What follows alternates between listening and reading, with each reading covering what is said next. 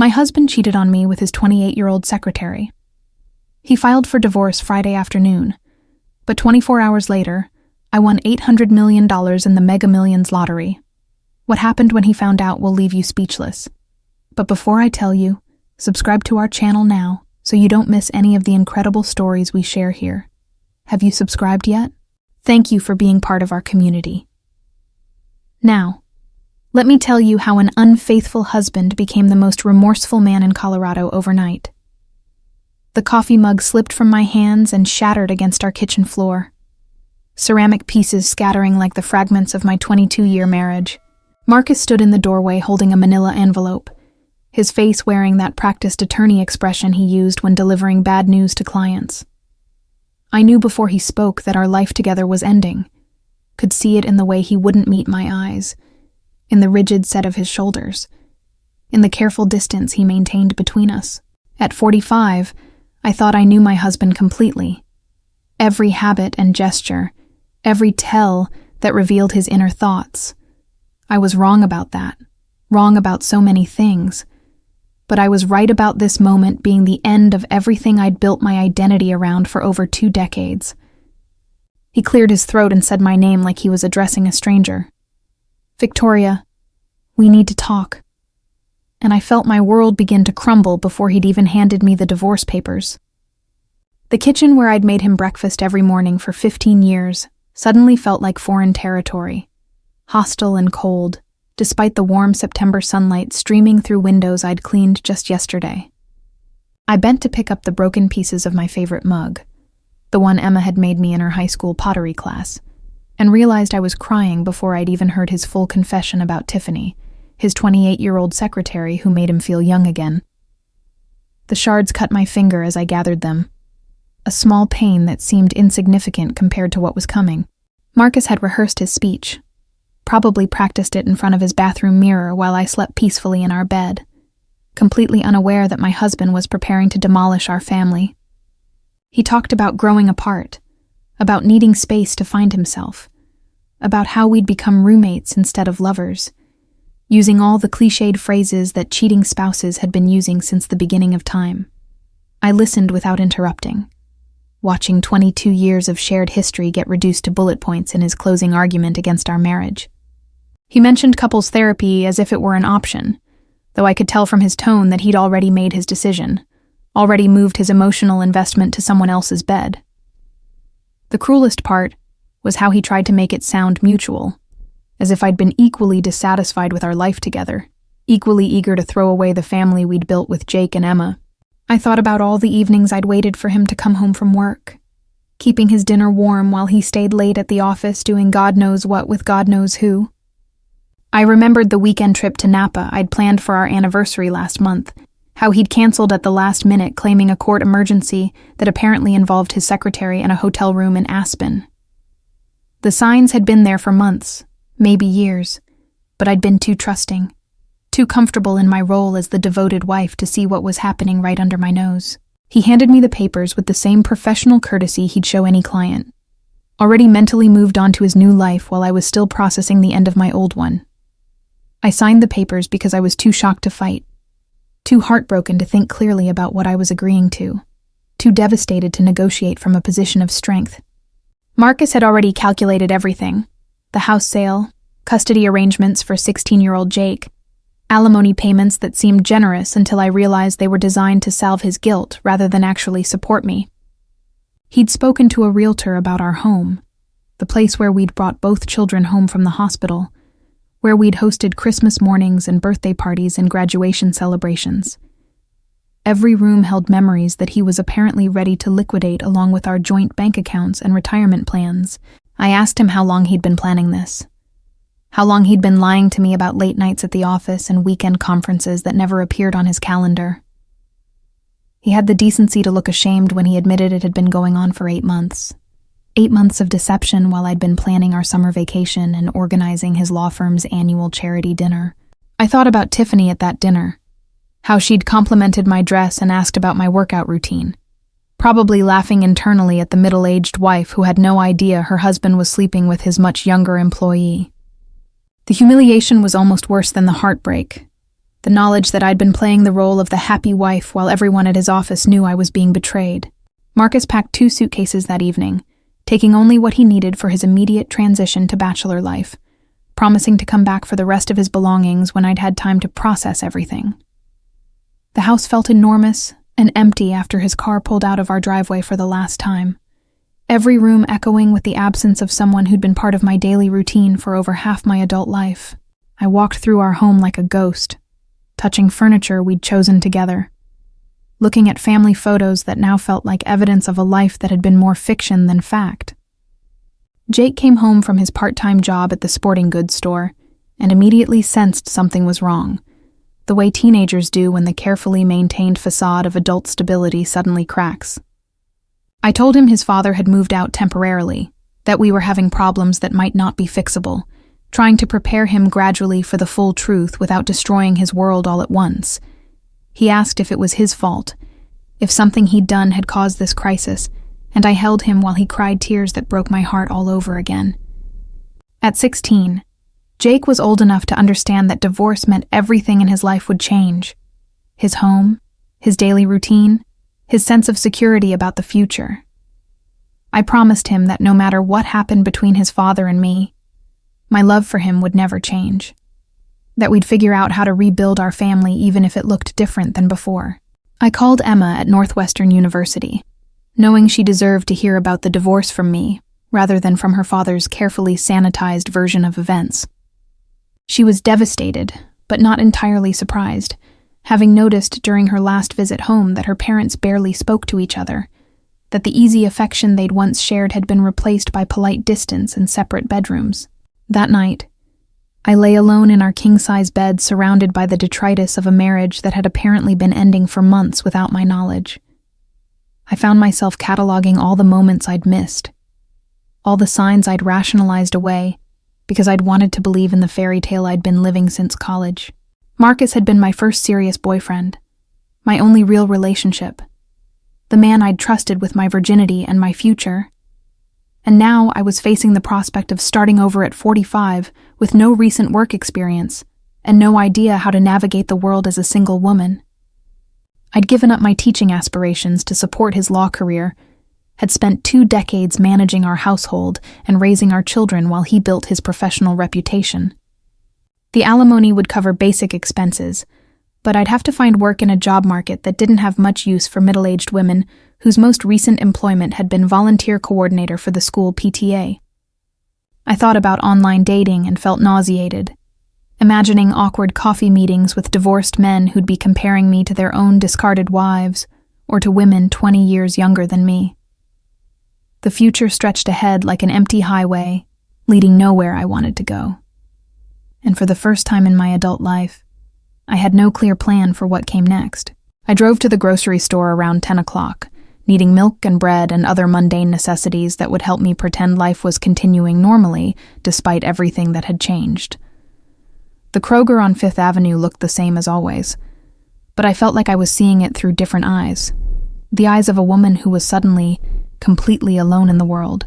I walked through aisles where Marcus and I had shopped together for years, past the cereal Jake liked and the organic yogurt Emma preferred, trying to figure out what a household of 2 people needed instead of 4.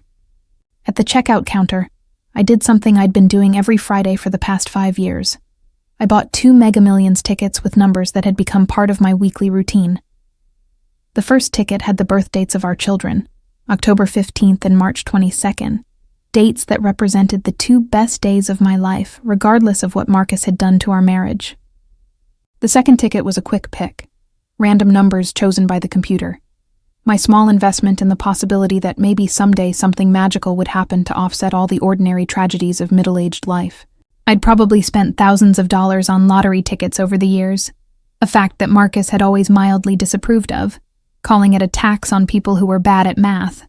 As I handed the cashier my $20, I realized this might be the last time I could afford this small luxury.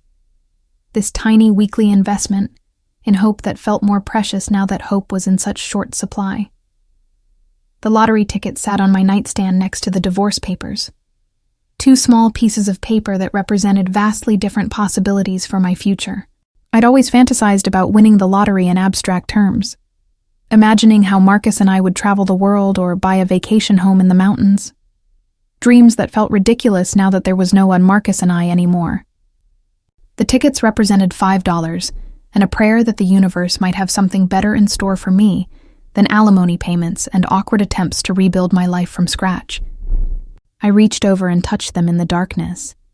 These thin slips of paper that connected me to millions of other people who were hoping for miracles to rescue them from their ordinary disappointments. Friday night's drawing would happen tomorrow, and I'd check the numbers out of habit if nothing else. The same ritual I'd performed every weekend for 5 years without ever winning more than $50. I fell asleep holding the tickets, clutching them like talismans against the fear that was threatening to swallow me whole.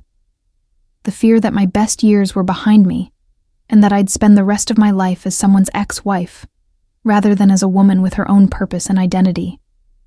In the morning, I'd have to figure out how to tell our friends about the divorce, how to explain to neighbors why Marcus's car was no longer in our driveway, how to begin the humiliating process of rebuilding my entire existence at an age when most people were thinking about retirement planning rather than starting over completely.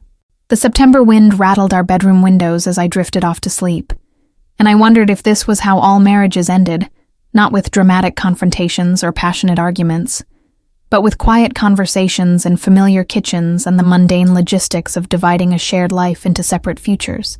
I thought about the young woman I'd been when I married Marcus, so confident that love would be enough to carry us through any challenge, so certain that we were building something permanent and beautiful that would last until we were old and gray together.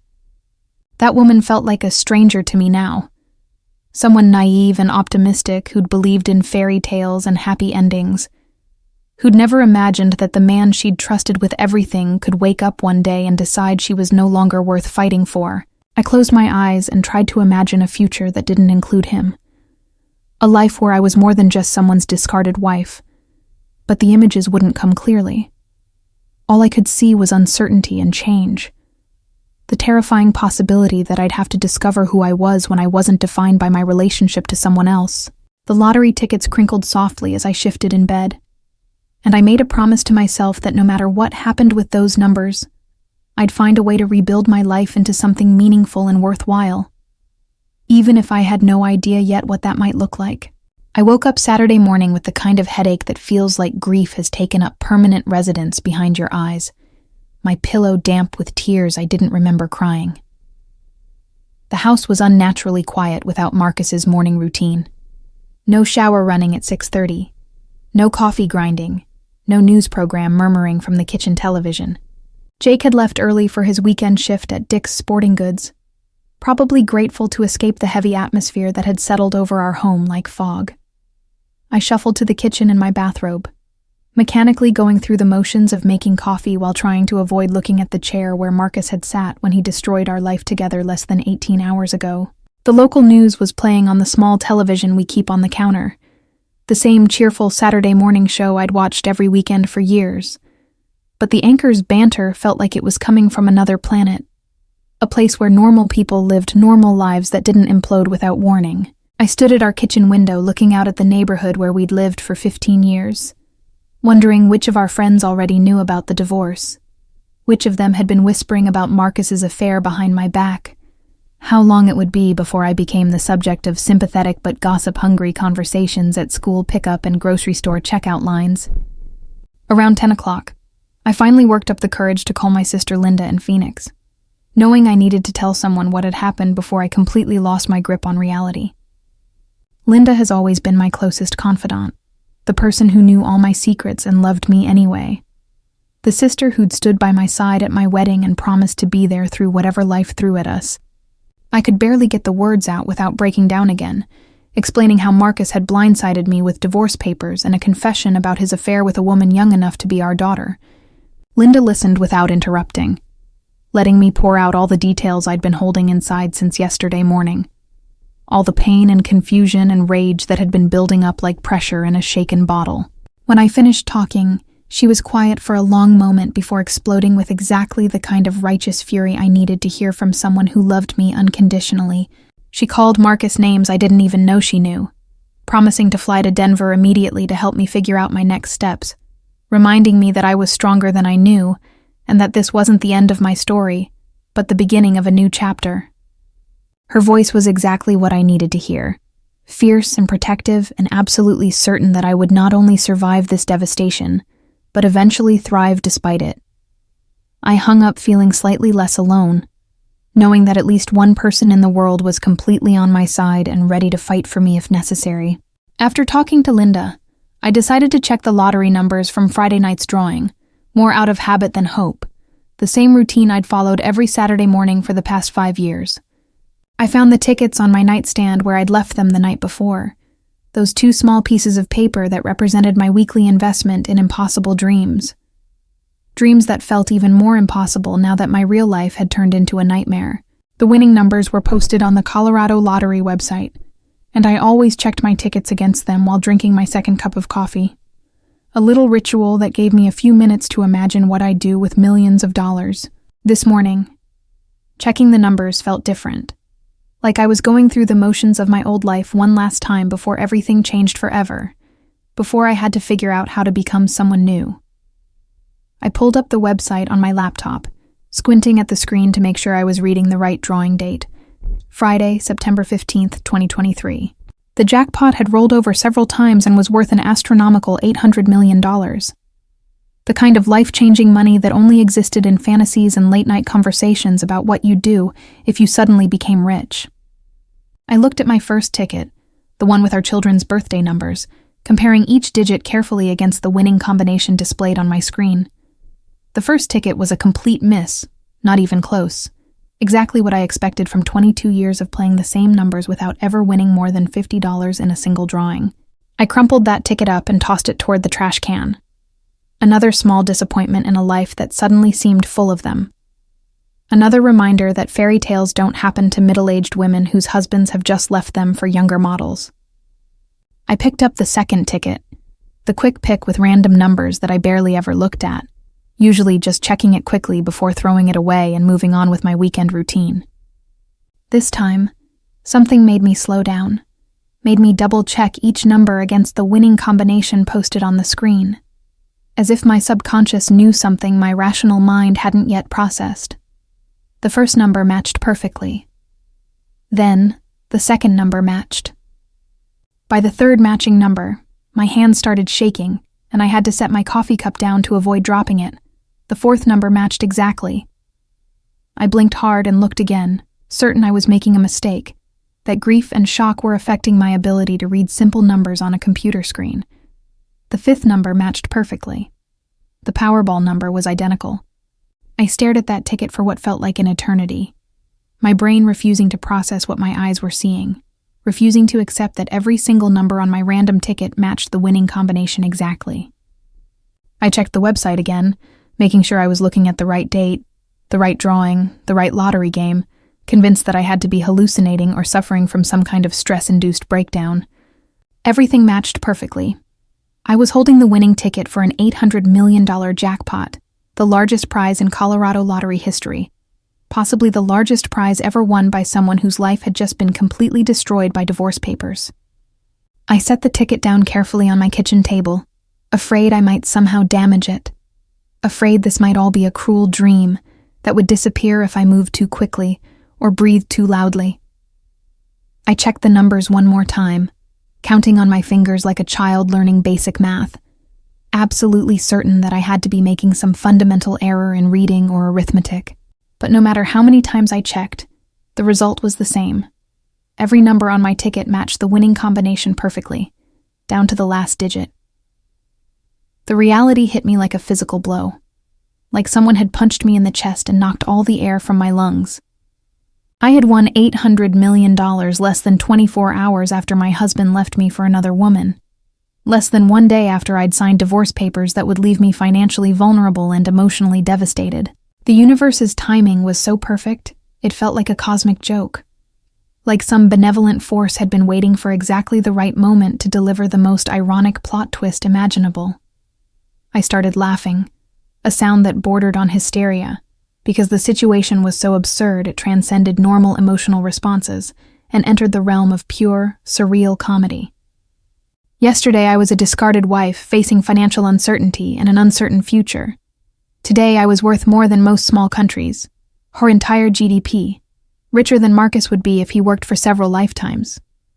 I thought about him lying next to Tiffany in whatever hotel or apartment they'd chosen for their celebration, probably making plans for their future together, completely unaware that the woman he'd just divorced had become one of the wealthiest people in North America. The irony was so delicious, it almost made up for the pain of his betrayal, almost made the last 24 hours feel like they'd been orchestrated by some divine screenwriter who specialized in poetic justice and impossible comebacks. I picked up my phone to call someone, anyone, to share this incredible news, then realized I had no idea who to trust with information this huge, this life-changing, this potentially dangerous if it fell into the wrong hands. My life had just changed forever, but I was still sitting alone in my kitchen, still the same heartbroken woman who'd been abandoned by the man she'd loved for half her life, still trying to process emotions that were too big and contradictory to fit inside my understanding of how the world was supposed to work. The money wouldn't bring Marcus back, wouldn't undo his betrayal, wouldn't erase the pain of being replaced by someone younger and prettier and more exciting. But it would give me something infinitely more valuable than anything I'd lost. It would give me choices, power, the ability to control my own destiny instead of being dependent on alimony payments and the goodwill of a man who'd already proven he couldn't be trusted with my heart. I walked around my house for the next hour, looking at everything differently now that I knew I could afford to live anywhere, buy anything, be anyone I wanted to be without asking permission or considering anyone else's needs or opinions. The mortgage that had kept me awake the night before was now meaningless. I could pay it off with what amounted to loose change from my enormous jackpot. The job search that had terrified me was no longer necessary. I would never have to work again unless I wanted to. Never have to explain employment gaps or beg strangers to hire a middle-aged woman with outdated skills. The alimony negotiations that had made me feel powerless were suddenly laughable. I could hire the best lawyers in the country and fight Marcus's terms if I chose to, or I could simply walk away from his money altogether because I no longer needed anything from him. I stood in our bedroom, looking at the closet full of clothes I'd bought at Target and department store sales, knowing I could now afford to shop anywhere in the world, could hire personal stylists and fashion consultants if I wanted to completely reinvent my appearance along with my life. I thought about Emma's student loans, about Jake's college expenses, about all the financial worries that had kept me up at night over the years, wondering how we'd afford everything on Marcus's salary alone. Those problems had just evaporated like morning mist, replaced by possibilities I'd never dared to imagine even in my most optimistic daydreams. I could travel anywhere, learn anything, become anyone I wanted to be in this new chapter of my life that was apparently going to be written with a golden pen on pages made of pure possibility. For the first time since Marcus walked out, I felt something other than pain. I felt powerful, capable, like maybe this disaster might actually be the best thing that had ever happened to me. I sat down on our bed, the bed where he'd told me he didn't love me anymore, and smiled for the first time in 24 hours, a smile that felt like the beginning of something entirely new and unprecedented and mine. My phone started ringing around noon, jarring me out of my dreams about private jets and Italian villas and foundations that would change the world. The caller ID showed Marcus's name, and my heart jumped even though I knew I shouldn't care what he wanted anymore, even though I was now rich enough to buy and sell his entire law firm if I felt like it. I let it ring 4 times before answering, trying to compose myself so he wouldn't hear anything unusual in my voice, wanting to savor these last moments of him not knowing that everything had changed between us in ways he couldn't possibly imagine. He sounded tired, older somehow, asking if I was okay and whether I'd thought about his offer to handle the divorce proceedings amicably, without involving expensive lawyers who would just complicate things and increase everyone's legal bills. He mentioned that Tiffany had suggested we all meet for coffee to discuss the transition, like we were business partners dissolving a company instead of a family torn apart by his infidelity and her willingness to sleep with a married man. I listened to him talk about custody schedules and property division, about how we could make this easier on the kids if we just stayed civil and reasonable throughout the process, about how much simpler everything would be if I could just accept his terms without making things unnecessarily difficult. Every word he spoke made me angrier, this assumption that I would quietly cooperate with my own destruction, that I would smile and nod while he rewrote our history to make himself feel better about abandoning his family for a woman who was barely older than our daughter. When he finished his prepared speech, I told him I needed more time to process everything, that I'd let him know when I was ready to discuss details. My voice carefully neutral despite the wild mixture of rage and excitement coursing through my veins. I hung up without mentioning the lottery ticket that was sitting on my kitchen table, my secret that would change everything between us forever, my ace in the hole that would transform me from victim to victor in ways he couldn't possibly anticipate. The afternoon passed in a strange haze of disbelief and planning, my mind racing between the practical details of claiming my prize and the emotional satisfaction of imagining Marcus's reaction when he found out. I researched Colorado lottery procedures online, learning about the choice between lump sum and annuity payments, about the tax implications of sudden wealth, about the army of lawyers and financial advisors I'd need to navigate this new reality safely and intelligently. I called the lottery headquarters to schedule an appointment for Monday morning, speaking carefully to avoid revealing too much over the phone, not wanting word of my win to leak out before I'd had time to plan my next moves. I spent hours reading about other lottery winners, learning from their mistakes and successes, understanding how quickly this kind of money could change not just my bank account, but my entire identity and all my relationships with other people. The woman who'd woken up that morning as a victim had somehow transformed into someone who controlled her own destiny, and that metamorphosis felt even more valuable than the money itself. Monday morning arrived with an autumn crispness that made everything feel possible. And I drove downtown to the lottery headquarters with my winning ticket safely locked in a manila envelope in my purse, along with photocopies I'd made and stored in our home safe. I'd barely slept Sunday night, not from anxiety, but from a strange mixture of excitement and terror, like someone standing on the edge of a cliff, knowing they're about to jump, but not entirely sure they'll survive the landing. The lottery office was surprisingly modest, a small building tucked between a bail bondsman and a tax preparation service. Nothing like the glamorous setting I'd imagined for life-changing moments that would be written about in newspapers and discussed on television shows. I sat in the waiting room with 3 other people who looked as nervous as I probably should have felt. But instead I felt strangely calm, centered, like I was exactly where I was supposed to be at exactly the right time in my life. When they called my name, I followed a friendly woman named Patricia into a conference room where several officials were waiting to verify my ticket and begin the process of making me unimaginably wealthy, officially and legally and permanently. They checked and double-checked the numbers, scanned the ticket through multiple machines, took photographs and made copies, and finally confirmed what I already knew. I was the sole winner of an $800 million jackpot that would change not just my bank account but my entire existence. The room erupted in congratulations and paperwork, forms to sign and decisions to make about publicity and payment options, questions about whether I wanted to hold a press conference or maintain my privacy as much as possible. I chose the lump sum, which would give me approximately $400 million after taxes, still more money than I could comprehend or spend in several lifetimes, enough to buy whatever I wanted and help whoever I chose to help.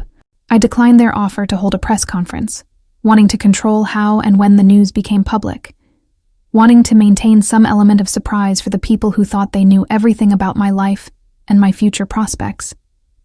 The media attention would come eventually, but for now I wanted to keep this secret to myself, to enjoy the power of knowing something that would completely upend everyone's expectations about who I was and what I was capable of becoming. The lawyers came next, a parade of serious people in expensive suits who specialized in sudden wealth syndrome and the unique challenges faced by lottery winners. People who understood that this kind of money could be either a blessing or a curse depending on how it was managed.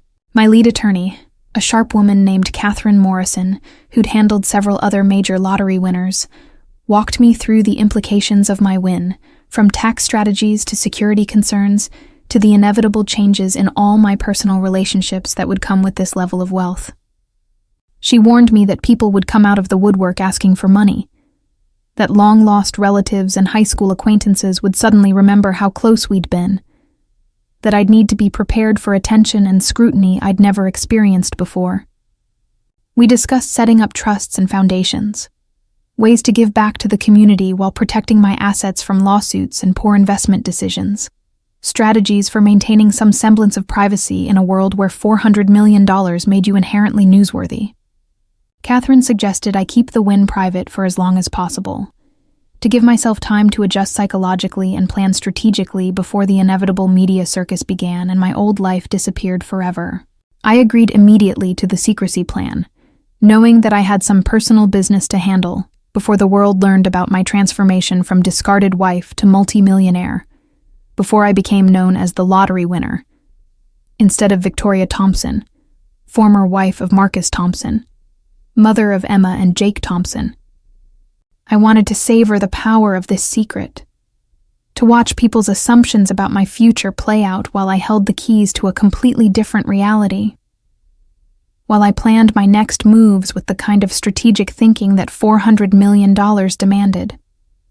I drove home in my 10-year-old Subaru, mentally calculating how many luxury cars I could buy with my winnings, how many houses in how many different cities, how many first-class flights to anywhere in the world I'd ever wanted to visit. The familiar streets of my neighborhood looked different through the eyes of someone who no longer had to worry about money, ever, for any reason whatsoever. I could see the for sale sign in front of the Hendersons' house, the family who'd been forced to downsize after Mr. Henderson lost his job last year, and I realized I could buy their house without even checking the price. Could buy every house on my block if I wanted to create some kind of private compound, or turn the entire neighborhood into a park. The power was intoxicating, but also slightly overwhelming. I'd gone from worrying about grocery money to having more wealth than some small nations in the span of a weekend, and I wasn't entirely sure I was psychologically prepared for that kind of shift in perspective. I pulled into my driveway next to Jake's Honda, grateful that he was at school and wouldn't ask questions about where I'd been all morning. What kind of appointment required me to dress up and look so serious and secretive? I needed time to process everything that had happened, to figure out how to break this news to my children without completely upending their sense of reality, without making them feel like they had to change their entire personalities to match our new economic status. I sat in my car for a few minutes, looking at the house where I'd raised my family, wondering if I'd want to stay here or start fresh somewhere else entirely, whether keeping this house would provide continuity and stability, or just remind me constantly of the life I'd shared with Marcus. For the first time in my adult life, every decision was mine to make, and that freedom felt both thrilling and terrifying in ways I hadn't anticipated when I was fantasizing about winning the lottery. My phone buzzed with a text from Marcus as I walked into the house. Another message about scheduling a meeting to discuss practical matters related to our divorce, his tone still assuming that he held all the power in our relationship because he had the career and the income and the legal expertise. I stared at his words on the screen, thinking about how quickly his attitude would change if he knew what had happened since Friday night, how his carefully calculated divorce settlement had become completely irrelevant in ways that would probably give him nightmares for the rest of his life. He was still treating me like the financially dependent wife who needed his alimony payments to survive, still assuming that I'd be grateful for whatever crumbs he was willing to throw my way, still believing that he could control the narrative of our divorce because I had no other options. Part of me wanted to call him immediately and watch his world shift the way mine had, wanted to hear his voice change from condescending to desperate when he realized how completely the tables had turned. But I resisted the impulse, knowing that I needed to plan this revelation carefully, to make sure I extracted maximum satisfaction from the moment when he realized that karma had caught up with him in the most spectacular way possible. I spent Tuesday shopping for a new wardrobe, not because I needed clothes, but because I wanted to feel like the powerful woman I was becoming, wanted to start looking the part before I had to start playing it in public. I drove to Cherry Creek Mall, Denver's most upscale shopping destination, and walked into stores I'd never been able to afford before, places where a single handbag cost more than I used to spend on clothes in an entire year. At Nordstrom, I bought 3 suits that made me feel confident and successful, each one tailored to fit perfectly and crafted from fabrics that felt like art against my skin. I purchased shoes that were architectural masterpieces, handbags that were investments rather than accessories, jewelry that caught the light like captured starlight. The sales associates treated me differently when I paid with the Black American Express card I'd received that morning, their attitudes shifting from polite courtesy to genuine attention and respect, the kind of service that money could buy but had never been available to me before. I wasn't just buying clothes. I was buying a new identity. The external trappings of a woman who controlled her own destiny and didn't have to ask anyone's permission to make decisions about her life and her future. I had my hair done at the most exclusive salon in the city, trading my practical mom haircut for something sleek and sophisticated that made me look younger and more dynamic, more like someone who belonged in boardrooms and first-class cabins. I bought expensive makeup and paid for a consultation to learn how to apply it properly, transforming my appearance from suburban housewife to successful businesswoman with the kind of polish that opened doors and commanded respect.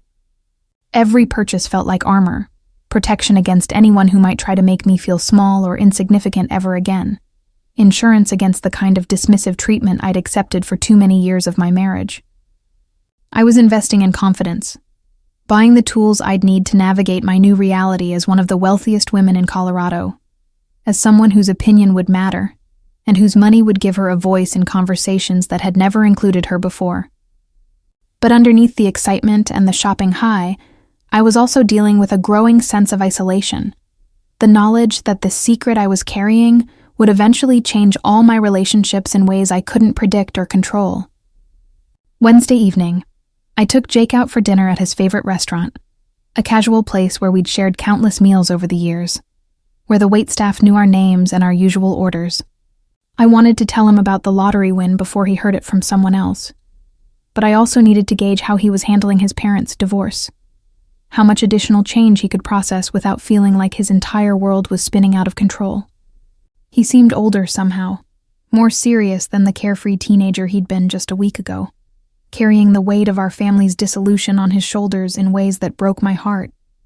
We talked about school and his job, about his college plans and his friends, normal topics that felt surreal given the secret I was carrying, the knowledge that his mother had become one of the wealthiest people in the state overnight.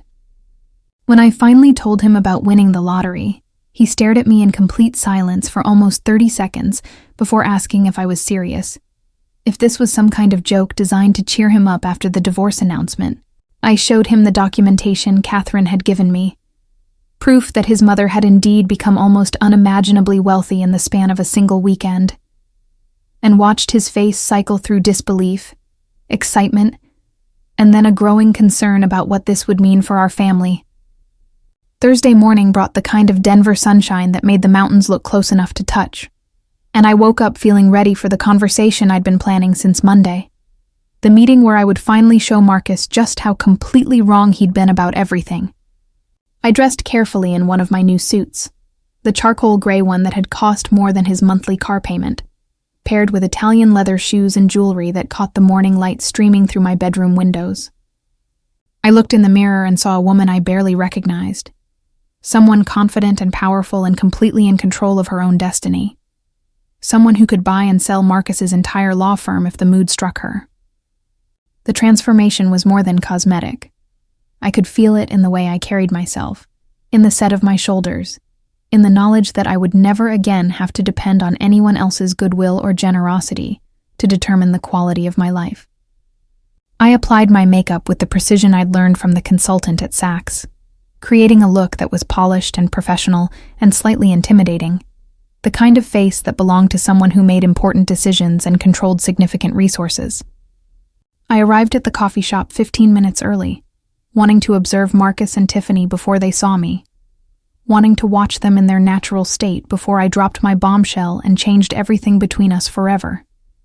They were already there, sitting at a corner table with legal documents spread in front of them like battle plans, looking every inch the successful couple who believed they controlled every aspect of our situation.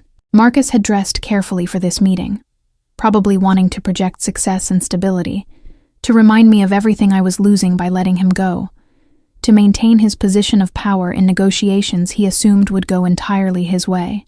Tiffany was with him, younger and prettier than I'd expected, the kind of woman who made middle-aged men feel virile and desirable, who specialized in making wives feel inadequate and replaceable.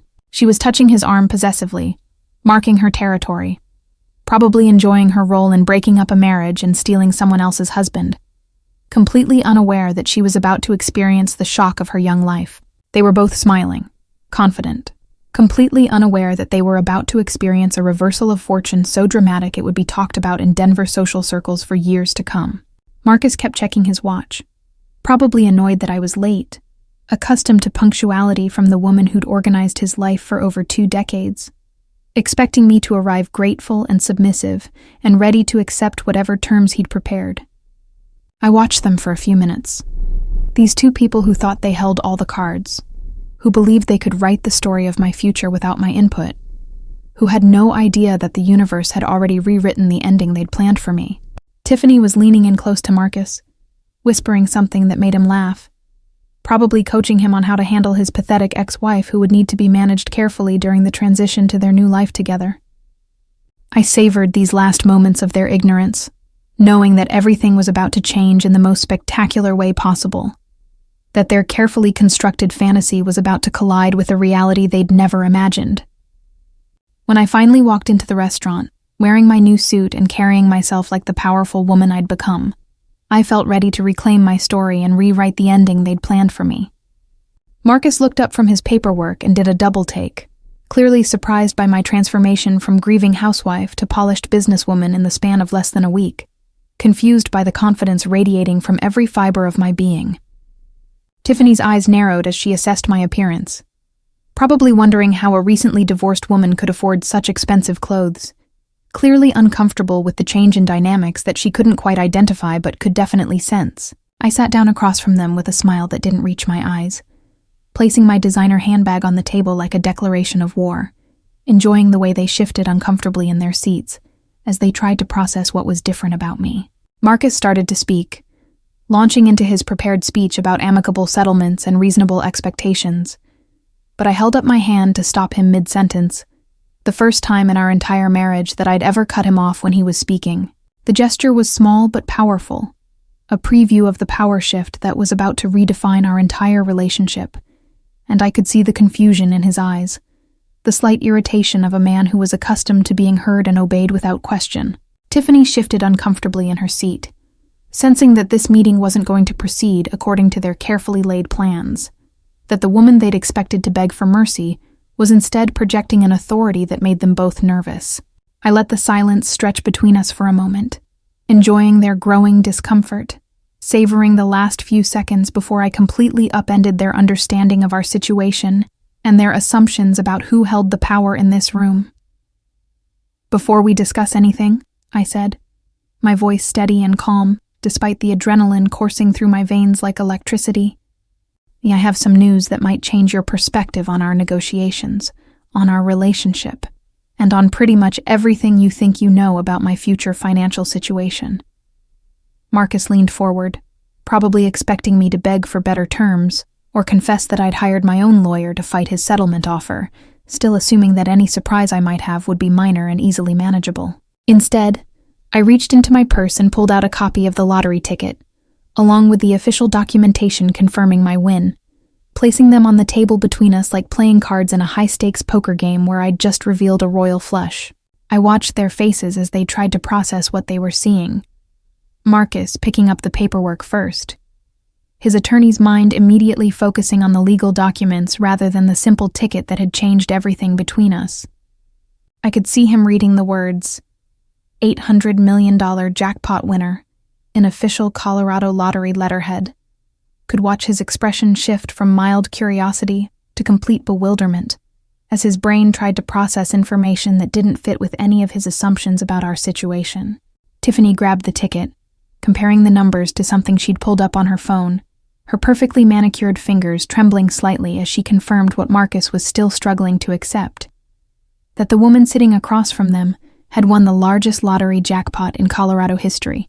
The color drained from both their faces as the magnitude of my revelation sank in, as they realized that the woman they'd dismissed as a financial liability had become one of the wealthiest people in the state overnight, that all their careful planning and condescending assumptions had just become completely irrelevant. "Tara, you won the lottery." Marcus's voice came out as barely a whisper, his legal training apparently insufficient preparation for this particular twist in our divorce proceedings, his usual confidence shaken by information that changed everything he thought he knew about our power dynamic.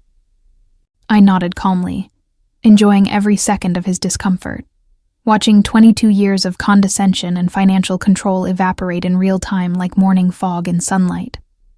Tiffany was staring at the documents like they might spontaneously combust. Her dreams of spending Marcus's money probably reshaping themselves around the reality that his ex-wife now had infinitely more wealth than he'd ever possess, that she'd hitched her wagon to the wrong star in the most spectacular way possible.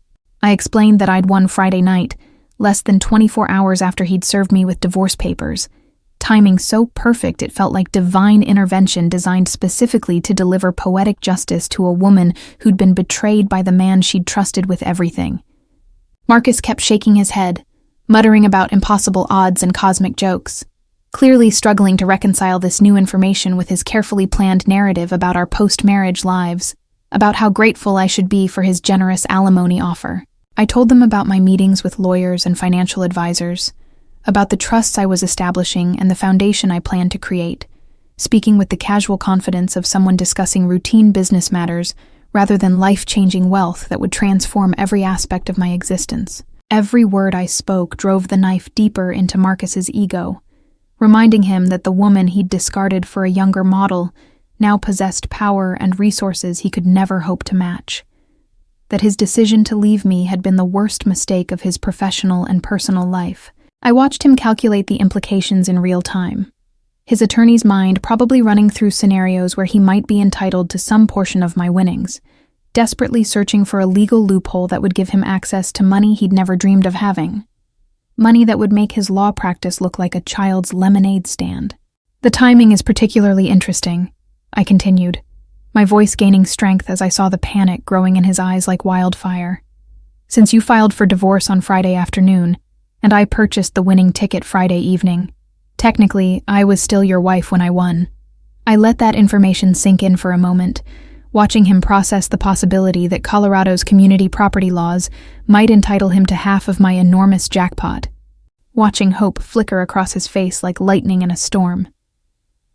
For just a few seconds, I saw him imagining a future where his betrayal of our marriage had accidentally made him unimaginably wealthy, where his affair with Tiffany had somehow led to the biggest payday of his life. Then I smiled and delivered the blow that would crush those dreams completely, that would leave him understanding exactly how much he'd lost through his own greed and selfishness. Of course, I continued, watching Marcus's face carefully as hope died in his eyes. I've already consulted with the best divorce attorneys in Denver. Yes, I can afford them now, and they've confirmed that lottery winnings are only considered community property if they're purchased with community funds. Since I bought that ticket with my own allowance money, the $50 a week you gave me for personal expenses, it's considered separate property under Colorado law. The hope that had flickered across his face for those few precious seconds vanished completely, replaced by the dawning realization that he'd walked away from a marriage that would have made him unimaginably wealthy, that his decision to cheat on me had cost him not just his family but also $400 million in lottery winnings. Tiffany was still staring at the paperwork, probably doing mental math about the lifestyle she could have enjoyed if Marcus had stayed married to a lottery winner instead of running off with his secretary. If she'd waited a few more days before seducing a married man whose wife was sitting on a fortune neither of them had imagined possible. Marcus started stammering about reconciliation, about making mistakes and working through problems, suddenly desperate to undo the divorce he'd been so eager to finalize just days earlier when he thought I was financially helpless. He reached across the table toward my hand, the same hand he'd barely touched in months, trying to resurrect intimacy that had died long before he'd ever met Tiffany, suddenly rediscovering his love for me now that staying married would benefit him financially in ways that would make him one of the wealthiest men in Colorado. I pulled away from his touch, disgusted by his transparent attempt to manipulate me now that the financial dynamics had shifted so dramatically, repulsed by the way he could switch from wanting to divorce me to wanting to reconcile based purely on the size of my bank account. He talked about counseling and second chances, about how money didn't matter as much as the love we'd shared, conveniently forgetting that he'd thrown away that love the moment he decided to cheat with a woman half his age, that he'd already proven exactly how much our marriage meant to him. Tiffany sat frozen beside him, clearly uncomfortable with his sudden change of heart.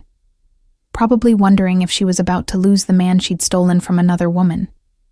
If his sudden interest in saving his marriage would leave her as just another discarded secretary who'd been used and abandoned by her boss.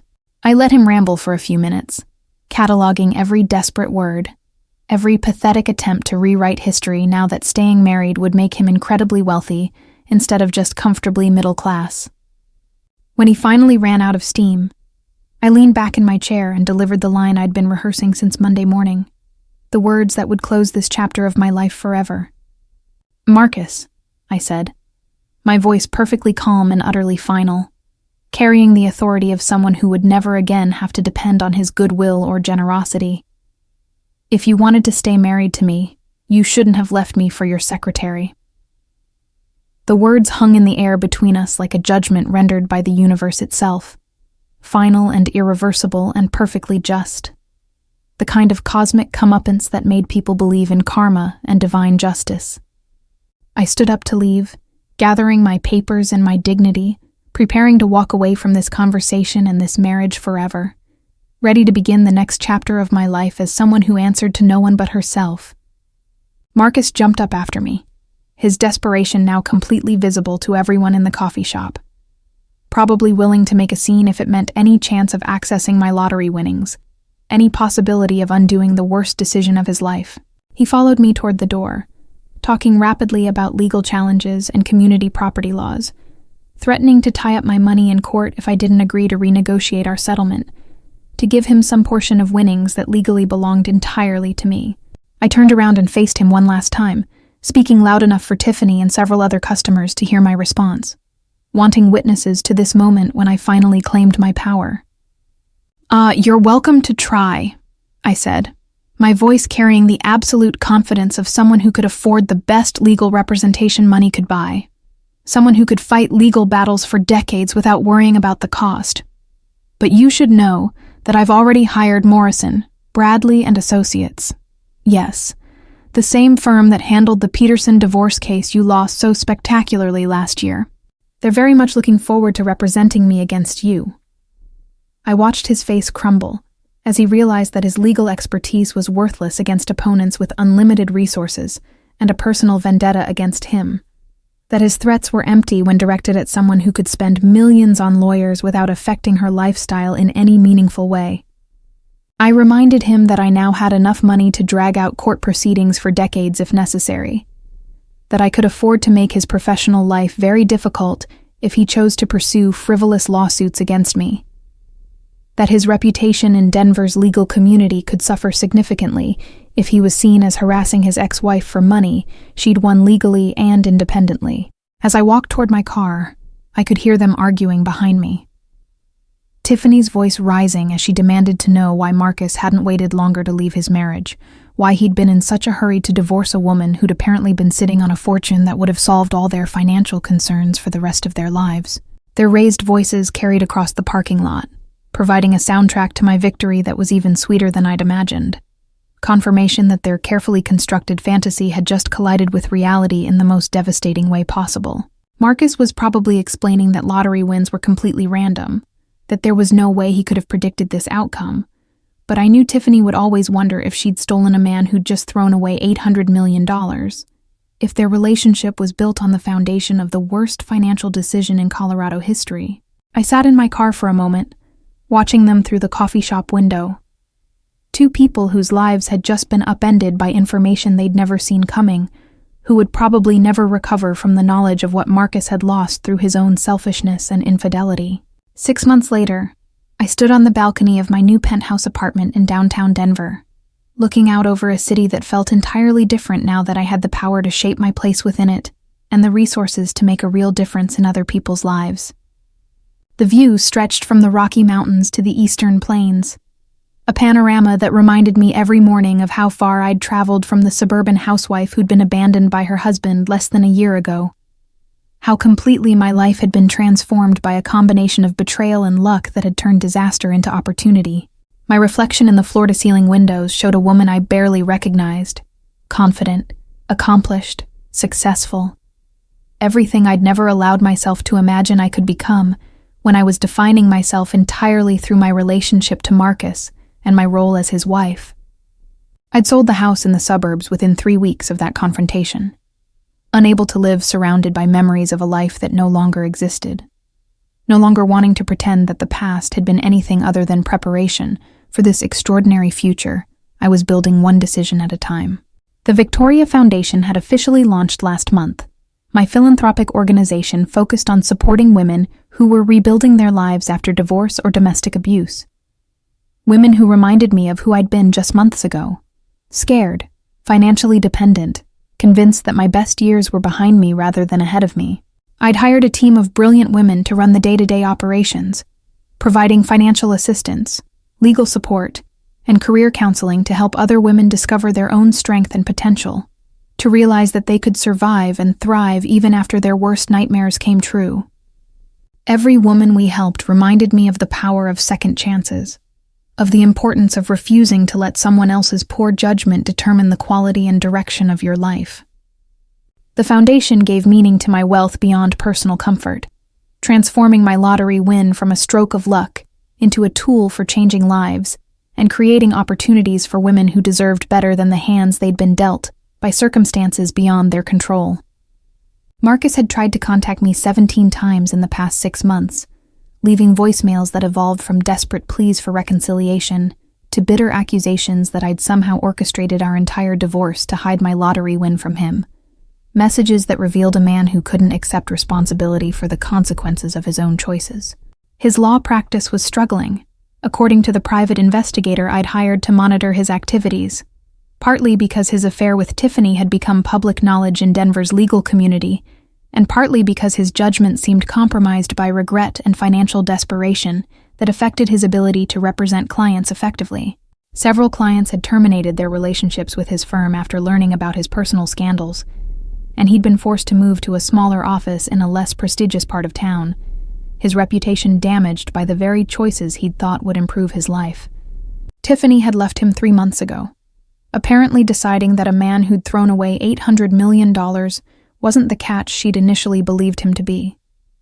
And she'd quickly moved on to a tech entrepreneur who could actually afford the lifestyle she craved without the baggage of a spectacularly failed marriage. The irony was exquisite. Marcus had lost both his marriage and his mistress, ending up alone and professionally damaged, while I built an empire with the money he'd unknowingly walked away from, while I became the kind of woman he'd never appreciated when he had the chance. I felt no satisfaction in his suffering, only a profound sense of justice finally being served by a universe that had seemed cruel and unfair when he'd first announced his intention to leave me for someone younger and more exciting. His downfall hadn't brought me happiness, but my success had brought me something even more valuable, the knowledge that I was capable of far more than I'd ever imagined when I was limiting myself to the role of supportive wife and devoted mother. I'd discovered strengths I didn't know I possessed, talents that had been dormant during my marriage, the ability to make decisions and lead organizations and command respect in ways that had nothing to do with my relationship status, or my age, or my previous lack of professional experience. As I prepared for another day of foundation meetings and investment decisions and speeches to groups of women who found hope and inspiration in my journey from abandonment to empowerment, I reflected on the incredible path that had brought me from suburban housewife to philanthropist and community leader in less than a year. The woman in the mirror bore little resemblance to the broken person who'd stood in her kitchen 6 months ago, watching her husband walk away without looking back, convinced that her life was ending just when it was actually about to begin. I'd learned that resilience wasn't just about surviving difficult times, but about using those experiences to discover capabilities and strengths you never knew you possessed. About refusing to let other people's limitations define your own potential. My lottery win had provided the financial resources, but the real transformation had come from within, from finally understanding that my worth wasn't determined by someone else's ability to appreciate it, that I could create meaning and purpose and satisfaction in my life regardless of who chose to share it with me.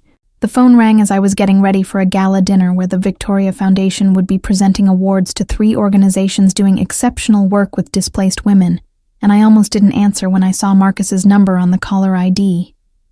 But curiosity got the better of me. We hadn't spoken directly since that confrontation at the coffee shop 6 months ago, and I wondered what could possibly motivate him to call me now. His voice sounded tired, older, defeated in ways that went beyond simple financial stress. and he told me he was calling to congratulate me on the magazine article about my foundation work, though his tone suggested the words were difficult for him to say. He admitted that he'd made mistakes, that he'd underestimated my strength and potential, that he wished things had ended differently between us. Though I noticed he didn't actually apologize for cheating on me or destroying our family for his own selfish gratification. I listened without interrupting, sensing that this conversation was more about his need for closure than any genuine desire to reconnect with me or make amends for the damage he'd caused. When he finished speaking, I thanked him for calling, but made it clear that our relationship was permanently in the past, that I'd moved on to a life that no longer included space for regret or second-guessing or anger about what he'd done to our marriage. I wished him well with sincerity rather than sarcasm, recognizing that his continued suffering served no purpose beyond reminding me of how fortunate I was to have escaped a relationship that had limited my potential for so many years, that had kept me from discovering who I could become when I stopped trying to be who he wanted me to be. As I hung up the phone and finished getting ready for the evening's event, I thought about all the women the foundation would help in the coming years, all the lives that would be changed because I'd chosen to use my good fortune to lift others, rather than simply indulging my own desires for luxury and comfort. The evening ahead would celebrate their achievements and my own, marking another milestone in a life that had become more meaningful and fulfilling than I'd ever dared to imagine when I was spending my days taking care of a man who saw me as convenient rather than essential. I walked out of my penthouse toward a life filled with purpose and possibility, leaving behind forever the woman who'd once believed that her value was measured by her ability to make someone else's life easier, who'd accepted limitations and diminished expectations because she didn't understand her own worth.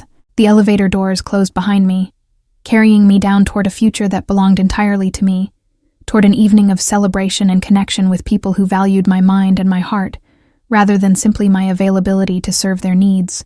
Marcus had given me the greatest gift of my life when he walked away from our marriage.